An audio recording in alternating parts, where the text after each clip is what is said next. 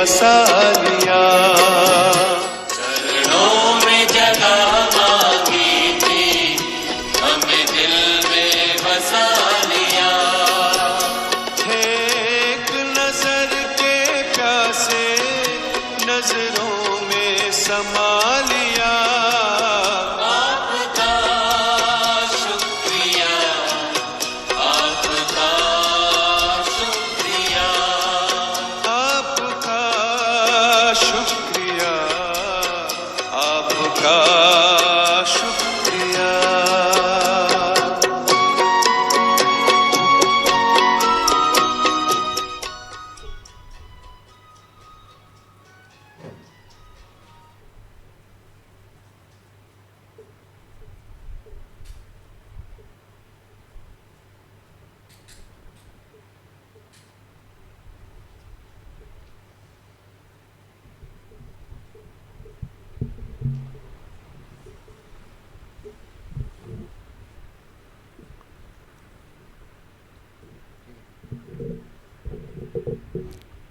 नीचे है थोड़ा सा।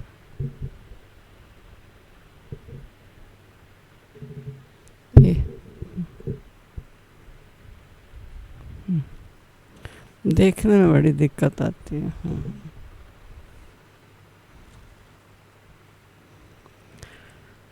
ओम शांति। आज बाबा हमको हमारे जीवन की श्रेष्ठता को बनाए रखने के लिए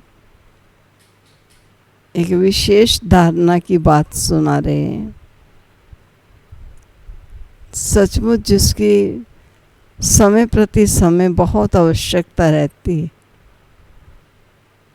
विस्मृत हो जाने के कारण हम थोड़ा नीचे हो जाते हैं।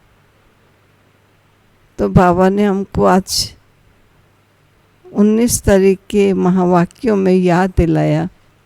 सार रूप में बाबा के महावाक्य हैं कि मीठे बच्चे, अभी तुम्हें निंदा स्तुति मान अपमान दुख सुख सब कुछ सहन करना है। तुम्हारे सुख के दिन अभी समीप आ रहे हैं। अब ये सब कुछ सहन कब होगा? जब ये याद रहेगा हमारे सुख के दिन अब बहुत समीप आ रहे हैं। क्योंकि आज की दुनिया में कोई किसी को बड़ा नहीं समझता। सब अपने बड़प्पन में ही अभिमान में है। कोई भी शब्द किसी को कभी भी बोल सकता है, चाहे वो शब्द उत्साहजनक हो या निरुत्साहित बनाने वाला हो। लेकिन आपसे सदा एक्सपेक्ट करेंगे कि आपके बोल वरदानी होने चाहिए। आपके बोल हमारी अवस्थाओं को आगे बढ़ाने वाले होने चाहिए और शुभ चिंतक सकारात्मक होने चाहिए। देखिए कितने बड़े मित्र हैं वे सब हमारे, और कितनी शुभ आशाएं हैं हम बच्चों से। तो प्यारे बाबा हम बच्चों को तैयार कर रहे हैं कि तुम अपनी स्थिति को श्रेष्ठ बनाते जाओ। किसी के निंदा स्तुति करने पर या मान अपमान मिलने पर या दुख सुख पर, इन सब बातों में अपनी अवस्था को डगमग नहीं करो। कभी खुश हो गए, कभी निराश हो गए, कभी मान मिल गया तो बस मेरा यही जीवन है, अपमान मिल गया तो जीवन कुछ नहीं है। मेरा जीवन दिव्य है, अलौकिक है, ईश्वरीय जीवन है। सतयुग में देवताई जीवन होगा, द्वापर से कलयुग तक मानवीय जीवन होगा। इस समय मेरा ईश्वरीय जीवन, इससे बढ़कर जीवन कौन सा होगा?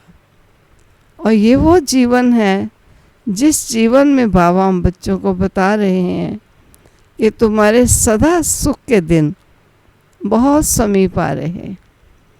तो सुखों को प्राप्त करने के लिए स्थिति भी तो चाहिए। तो ये आज बाबा ने हम बच्चों को ऐसी श्रेष्ठ स्थिति बनाने का, श्रेष्ठ भाग्य का निर्माण करने का आदेश दिया है। इसलिए ख्याल रखना, कोई निंदा करता भी है, एक तरफ निंदा करता है, कोई स्तुति कर देता है, कोई बात नहीं। अगर मान देता है और अपमान भी देता है, कोई बात नहीं। दुख देता है, सुख भी दे देता है, कोई बात नहीं। ना किसी की तरफ अट्रैक्ट हो जाए, ना किसी से दूर हट जाए। मन का संतुलन बना रहे, ताकि यह संतुलन मुझे बाबा से दूर न कर सके। अगर मैं बाबा के सदा साथ और पास हूँ और बाबा याद के बल से मेरे सदा नज़दीक है, आप सोच सकते हैं तो हमारी अवस्था कितनी सुख में एक रस रहेगी। इसलिए बाबा हमको याद दिला रहे हैं कि तेरे सुख के दिन अभी बहुत समीप आ गए। ठीक है, समीप सामने देखो। बाबा कहते केवल ये एक पाँव यहाँ है, अगला पाँव उठाओगे तो बस सुखधाम में आपका पाँव चले जाएंगे। प्रश्न है आज अपने महावाक्यों में बाबा के, बाबा अपने ब्राह्मण बच्चों को कौन सी एक वार्निंग देते हैं। वो वार्निंग है, बच्चे कभी भी बाप से रूठना नहीं। क्योंकि हम किसी की बुराई अच्छाई, किसी के मान अपमान के अधीन हो जाते, और किसी ना किसी से नाराज होना, किसी से दोस्ती गांठना, ये सब चलता है। बाबा कहते हैं इन बातों से तो सावधान रहना है, लेकिन ख्याल रखना कभी भी बाप से रूठना नहीं। अगर बाप से रूठोगे तो सदगति से भी रूठ जाओगे। बाप वार्निंग देते हैं, रूठने वालों को बड़ी कड़ी सजा मिलेगी। सुनिए जरा, रूठने वालों को बड़ी कड़ी सजा मिलेगी। आपस में या ब्राह्मणी से भी रूठे तो फूल बनते बनते कांटा बन जाएंगे। इसलिए बहुत बहुत खबरदार रहो। इतनी अथाह प्राप्तियों से आत्मा वंचित हो जाती है। अपने स्वभाव और संस्कार के कारण बहुत जल्दी किसी के बोल, कर्म और व्यवहार का प्रभाव पड़ जाता है।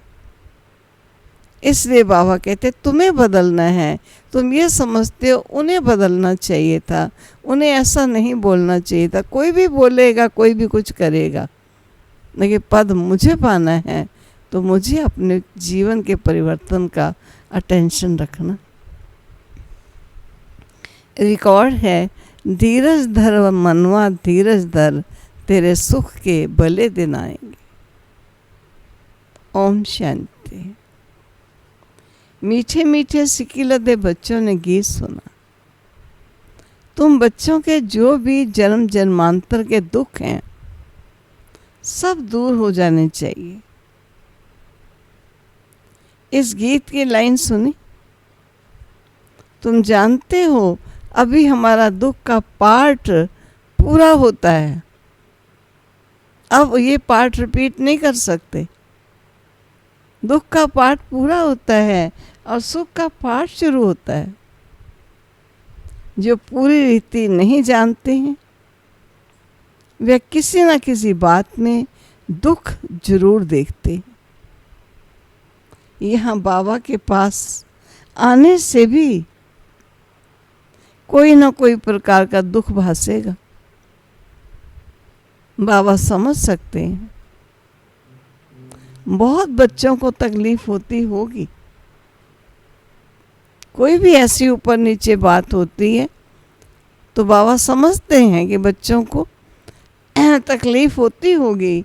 जब तीर्थ यात्रा पर जाते हैं तो कहाँ भीड़ होती है, बरसात पड़ जाती है, कभी तूफान लग पड़ते हैं जो सच्चे भक्त होंगे वह तो कहेंगे क्या हर्जा है, भगवान के पास जाते हैं, भगवान समझकर यात्रा पर जाते हैं ना।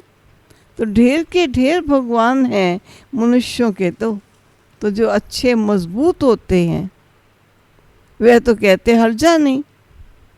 अच्छे काम में हमेशा विघ्न पड़ते हैं, वापस लौट कर थोड़ी जाएंगे।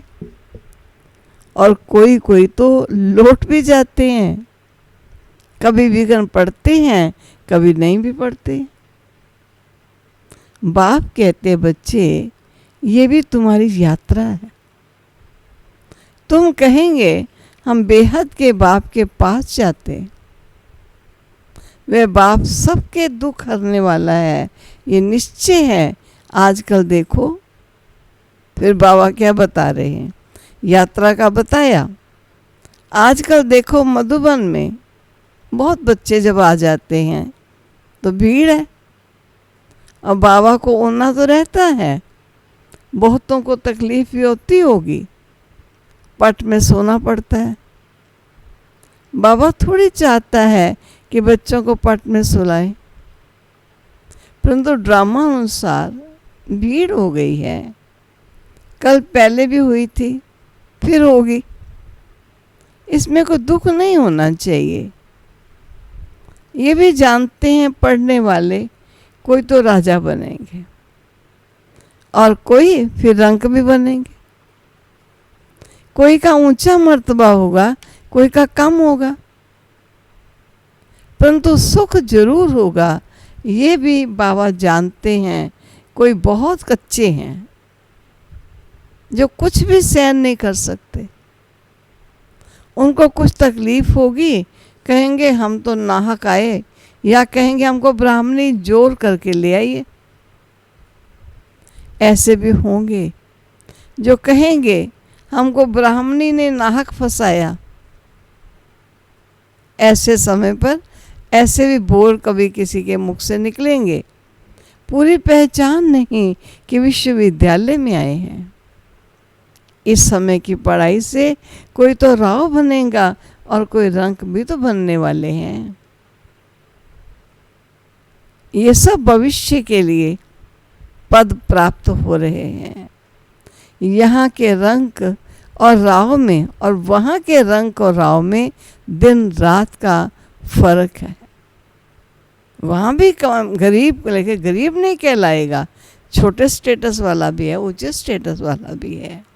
यहाँ के राव भी दुखी हैं तो रंक भी दुखी हैं, और वहाँ दोनों ही सुखी रहते हैं।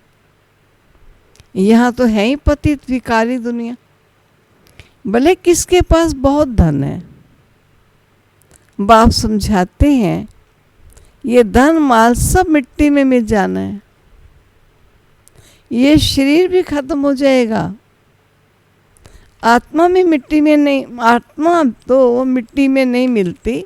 कितने बड़े बड़े शाहूकार हैं, बिरला जैसे, परंतु उनको क्या पता कि अब ये पुरानी दुनिया बदल रही है।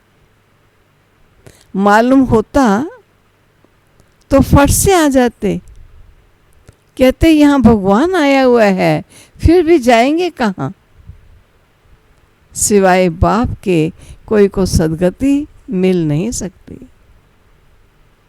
अगर कोई रूठ गया तो कहेंगे सदगति से रूठ गया। ऐसे बहुत रूठते रहेंगे। नाजुक है नेचर, किसी की बहुत नाजुक होती है। गिरते रहेंगे, आश्चर्यवत सुनंती, निश्चय होवंती, और फिर बार बार गिरंती। कोई तो समझते हैं बरोबर इन बिगर कोई रास्ता है ही नहीं, इनसे तो सुख और शांति का वर्षा मिलेगा। इन शरीर इन बिगर सुख शांति मिलना असंभव है। जब धन बहुत हो तब तो सुख मिले। धन में सुख होता है, वहाँ मूल वतन में आत्माएं शांति में बैठी है। कोई कहे हमारा पाठ नहीं होता तो सदैव हम वहाँ रहते। कितना अच्छा होता कि हम यहाँ आते ही नहीं, सदा शांति धाम में रहते हैं। परंतु ऐसे कहने से थोड़ी होगा। बच्चों को समझाया गया है ये बना बनाया खेल है। बहुत हैं जो किसी ना किसी संशय में आकर छोड़ जाते हैं, ब्राह्मणी से रूठ पड़ते हैं, आपस में रूठ कर पढ़ाई छोड़ देते हैं। अभी तुम यहाँ फूल बनने के लिए आए हो, महसूस करते हो बरोबर हम कांटे से फूल बन रहे हैं। फूल जरूर बनना है। कोई को कुछ संशय है, फलाना ये करते हैं, ये ऐसे हैं, इसलिए हम नहीं आएंगे। बस रूठ जाए, क्या करते हैं, घर में बैठ जाते हैं। सोचिए, कहेंगे घर में योग लगा लेंगे, घर में हम मुरली मंगवा लेंगे, किससे पढ़ लेंगे। अरे घर में पढ़ना और भगवान के स्थापित किए हुए संस्थान में, उस विद्यालय में जाके पढ़ना कितना फर्क है। केवल भोग ही नहीं, दैवी परिवार का संग है, वातावरण है। कभी भोग लगता है, कभी प्रोग्राम्स होते हैं, कभी नए नए समाचार सुनने को मिलते हैं। जीवन में उमंग और उत्साह बनाए रखने के लिए सब बातों की आवश्यकता होती है। केवल मुरली पढ़ लेना और बैठ के योग लगा लेना, इससे अवस्था नहीं बढ़ेगी।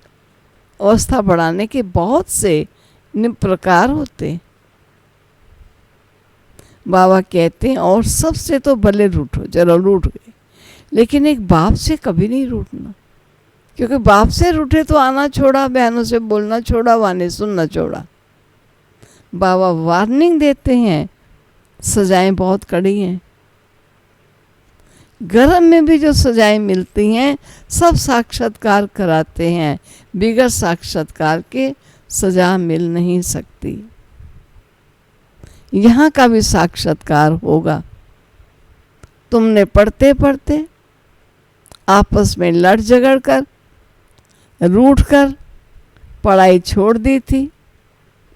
तुम बच्चे समझते हो हमको फादर से पढ़ना है, पढ़ाई कभी छोड़नी नहीं। निमित्त बहन तो फादर के महावाक्य पढ़ के सुनाती, आपने नहीं सुनाती।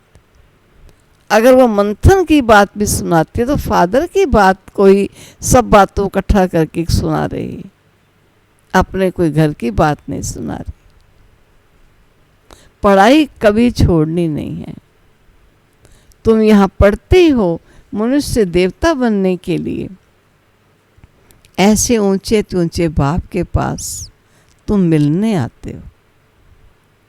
कभी जास्ती आ जाते हैं, ड्रामा अनुसार कुछ तकलीफ हो पड़ती है तो बच्चों को अनेक तूफान आते हैं। फलानी चीज़ नहीं मिली, ये नहीं मिला, ये तो कुछ भी नहीं है। जब मौत का समय आएगा तो अज्ञानी मनुष्य कहेंगे हमने क्या गुनाह किया है, नाहक जो हमें मारते हैं। उस पिछाड़ी के पार्ट को ही कहा जाता है खूने नाहक पार्ट।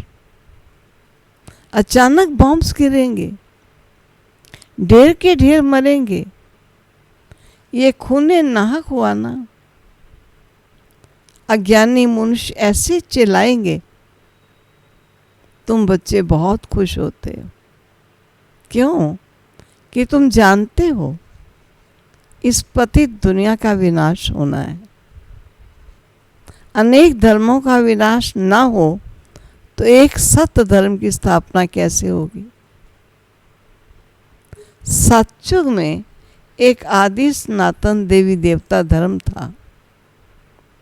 किसको क्या पता सतयुग आदि में क्या था। ये है पुरुषोत्तम संगम युग। बाप आए हैं किस लिए? बाप आए हैं सबको पुरुषोत्तम बनाने। सबका बाप है ना।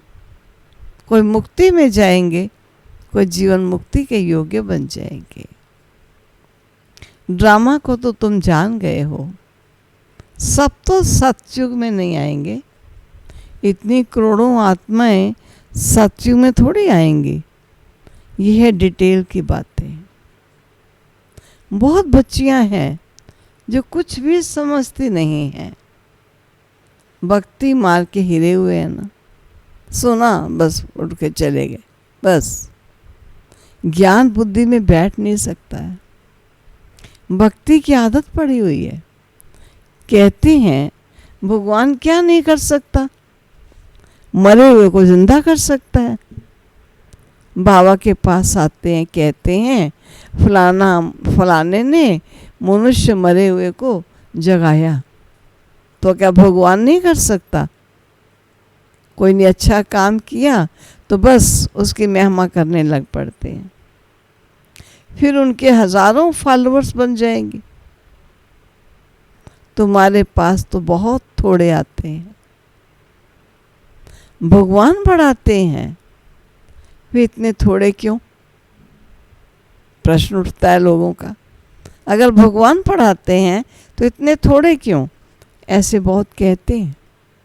अरे यहाँ तो मरना होता है, जीवन को परिवर्तन करना होता है। वहाँ तो कनरस है, बड़े भक्के से बैठ के गीता सुनाते हैं और भक्त लोग सुनते हैं। यहाँ कनरस की बात नहीं। तुमको सिर्फ कहा जाता है बाबा को याद करो। गीता में भी ये अक्षर हैं, मन मना भव। बाप को याद करो, विकर्म विनाश होंगे। बाप कहते हैं अच्छा ब्राह्मणी से वर्ड सेंटर से रूठ जाते हो, अच्छा ये तो काम करो और संग तोड़ अपने को आत्मा समझो। एक बाबा को याद करो। चलो तुम ब्राह्मणी को क्यों देखते हो? एक बाबा से तेरा काम रहे। बाप ही पतित पावन है, बस बाप को याद करते रहो। अगर बाबा को याद करते रहेंगे और बाबा का कर्तव्य हो रहा है, बाबा के बच्चे कह रहे हैं, सुनते रहो। ब्राह्मणी से संस्कारों से मिलान नहीं हुआ, बाबा से तो प्यार रखो।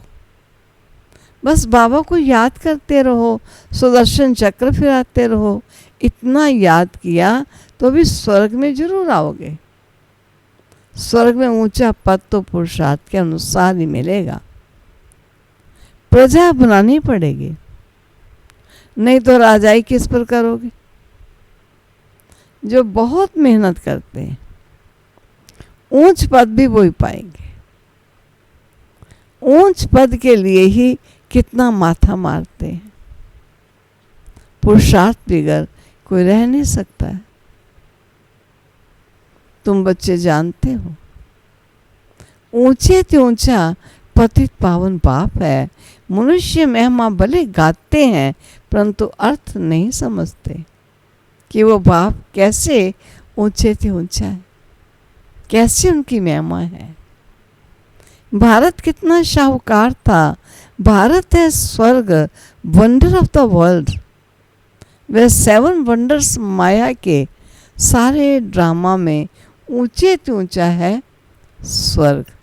वो 7 वंडर्स हैं माया के, और ऊंचे से ऊंचा वंडर है स्वर्ग, और नीचे से नीचा नरक है। अभी तुम बाप के पास आए हो, जानते हो मीठा बाबा इतना ऊंचे से ऊंचा ले जाते, उनको कौन भूलेगा?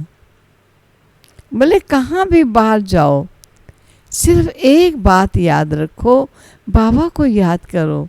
बाप ही श्रीमत देते हैं, भगवानोवाच, ना कि ब्रह्मा भगवानोवाच। बेहद का बाप बच्चों से पूछते, बच्चे हम तुमको इतना शाहूकार बनाकर गए, फिर तुम्हारी सदगति दुर्गति कैसे हुई? बताओ फिर दुर्गति कैसे हुई? परंतु सुनते ऐसे हैं जैसे कुछ भी समझते नहीं हैं। तो बच्चों को थोड़ी तकलीफ होती है, दुख सुख स्तुति निंदा भी सब सहन करना पड़ता है। यहाँ के मनुष्य देखो कैसे हैं। कई हैं अगर उनको उस कुर्सी पर नहीं बिठाया और दूसरी कुर्सी पर बिठा दिया, वो समझते बड़ों के साथ मेरी स्थान होना चाहिए था, मेरा स्थान दूर क्यों बनाया। अरे नाराज हो जाते हैं, बड़ी बुरी तरह नाराज हो जाते हैं। मैं बड़ी, कईयों को इतना नशा चढ़ जाता है, मैं बड़ा, इसने मेरे से रिस्पेक्ट से क्यों नहीं बोला। ठीक है, उनकी गलती है, लेकिन आप बड़प्पन में रहकर प्यार से मौका देख के समझा दो। नहीं, मैं क्यों मौका देखूं, उसे नहीं बोलना आता, समझ उसे जानी चाहिए। दूसरे पर दोष डाल डाल के अपना विकर्मी खाता बना लेती, आप बोल जाती है।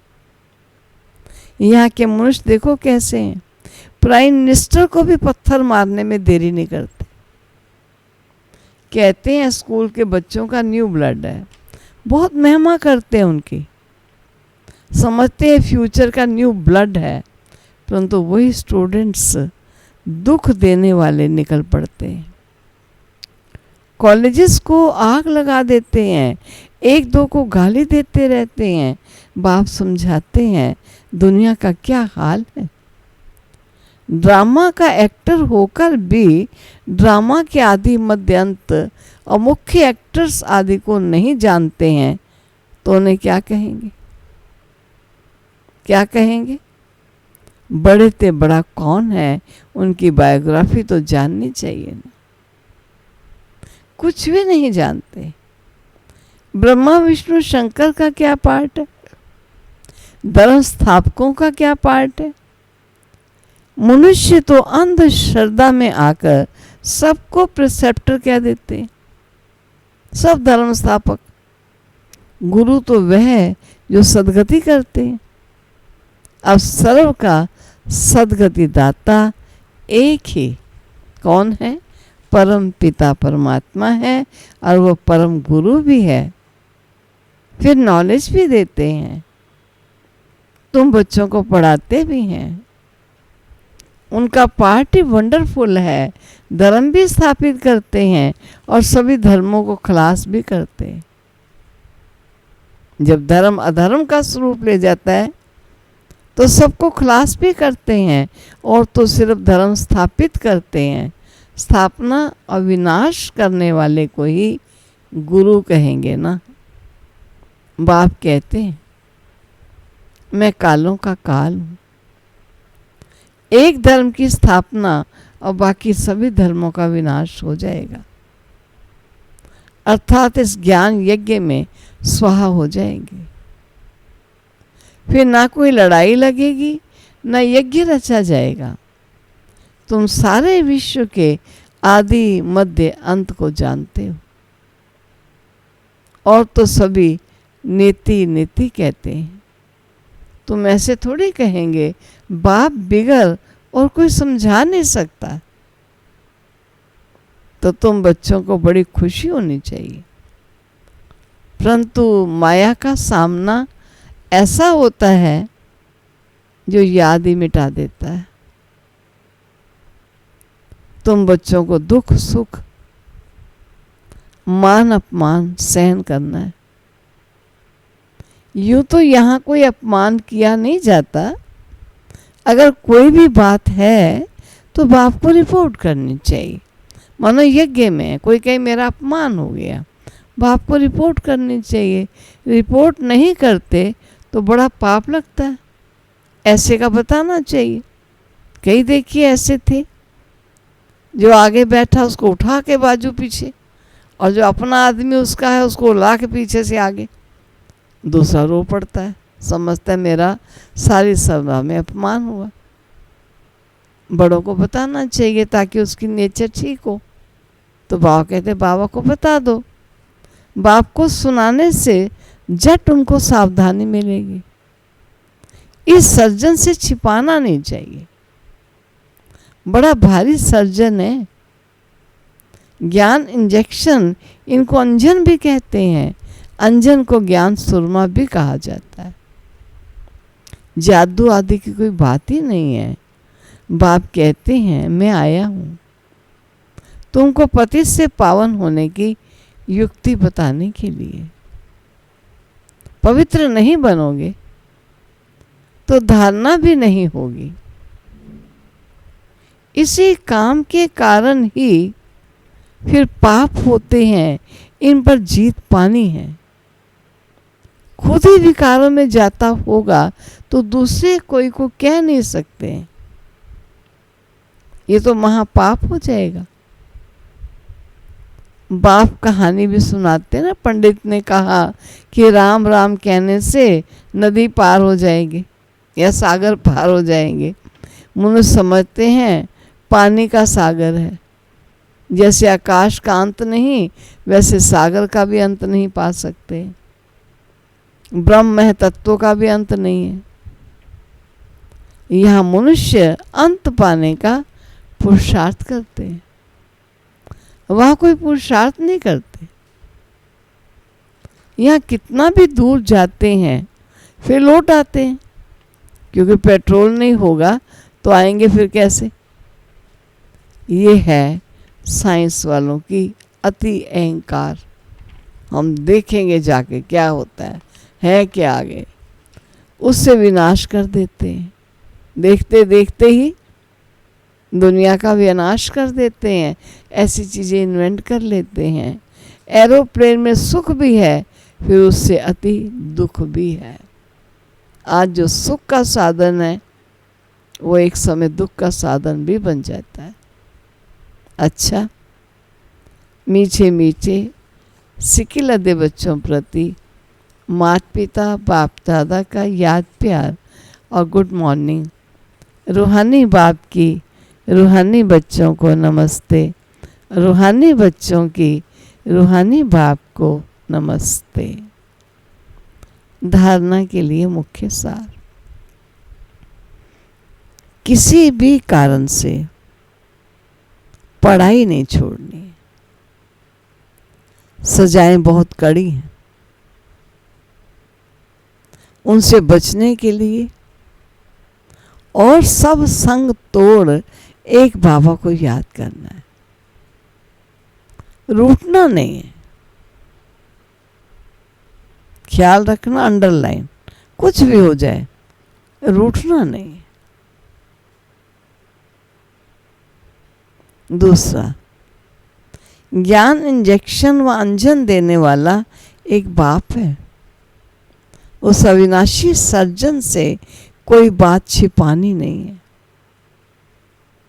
बात को सुनाने से झट सावधानी मिल जाए।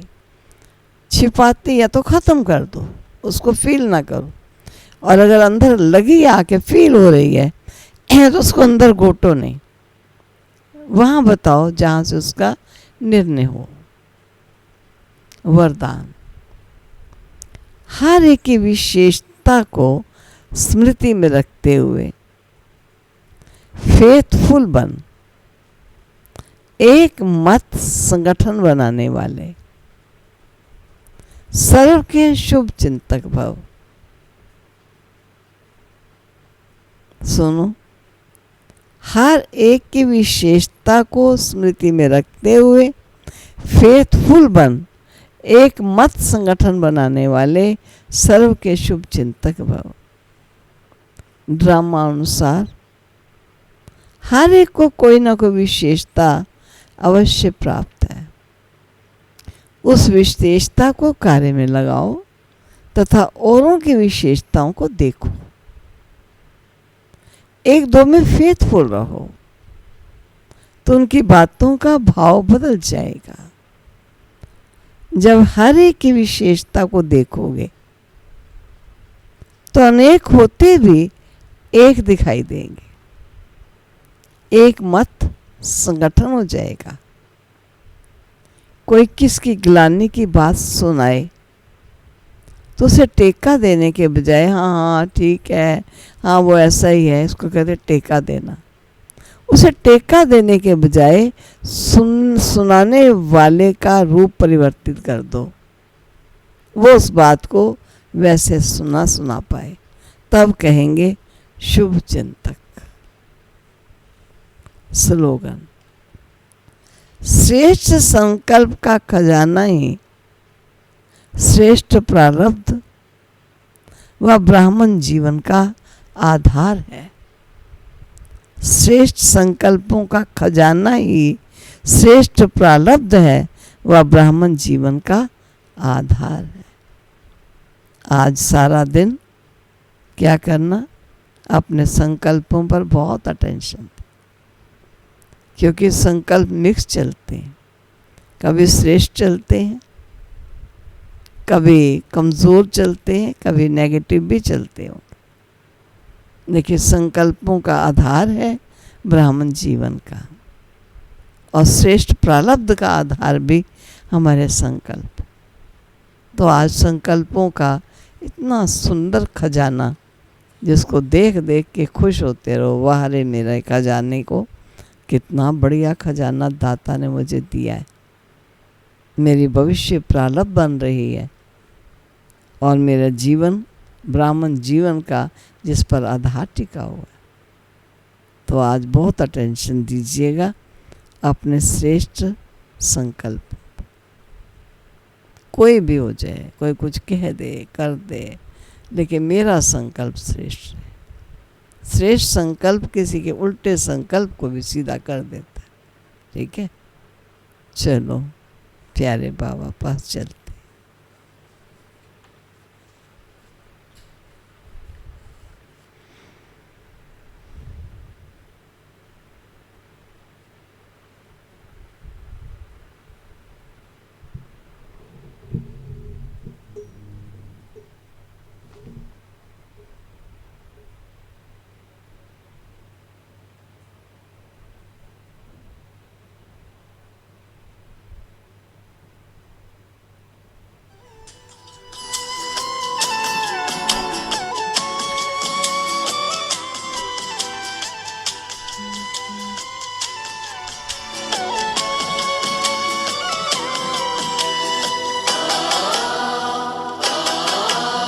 तुम्हें सौंप कर सब चिंता फिकर